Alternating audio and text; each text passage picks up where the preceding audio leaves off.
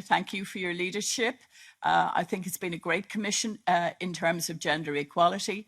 All we have to do is reflect on the points that Robert has made about the waiting times for so many. I think you said 67 years, is that right? Can hardly believe it. 10 years for the women on boards, 10 years for the Directive on Violence Against Women. So something has happened during this mandate that has enabled these important files to come to fruition. And as always, it is about leadership, it's about commitment, it's about motivation.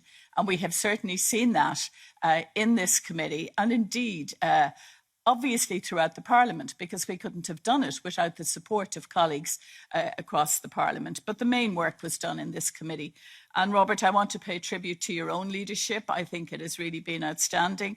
And you've led us with great motivation yourself, great interest, great cooperation. You've tried our patience sometimes. You've been so collaborative, but that's all in the interests of getting the files done and getting maximum cooperation. And also, I would pay tribute to Evelyn for the work that she did before you. And as I say, leadership matters. I've been very honoured to be the coordinator for the EPP and to have played a strong role in relation to the input from the EPP and the support of the EPP for all of these files. And indeed, my colleagues have led on a number of them. But it has equally been a pleasure to work with the leaders of the other groups, to work cross-group, cross-party, because I actually am a strong believer in what is central to this European Parliament, which is about consensus building. At the end of the day, the great strength of this Parliament is its consensus building and coming to a solution. In some ways, it's a miracle. I've been saying that recently. It's a miracle that we get so much agreement because we come from such different groups, such different political orientations, but the strength, and particularly this committee, has not to be separated by ideology, but to move forward in a constructive way in the interests of equality. And I think that has been seen in all of the files, very important files that we have worked on, a great volume of work. And as the Commissioner said, I do believe these have the potential to have a transformative effect, but it is about the implementation now. And I think the next committee will really have to play perhaps a stronger role on monitoring the implementation of the various directives and files and initiatives. So implementation, I think, will be the key going forward and calling the member states to account to make sure that these directives are transposed properly. In some instances, for example, let's take the Directive on Violence Against Women, some member states don't actually have any plans in place. So this directive is truly transformative.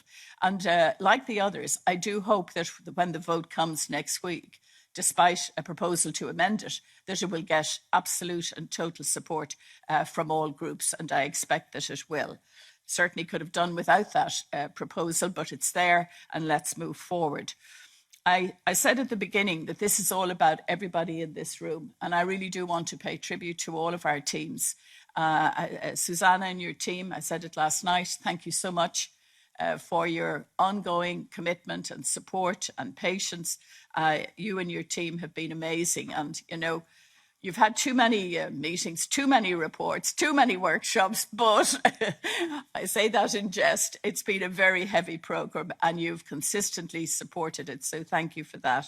Let me say thank you to my own team, to Una, who's my main advisor on equality and on the FAM committee, to our EPP staff who are here today, Xenia and Chris, for all of the work that they and their colleagues have done.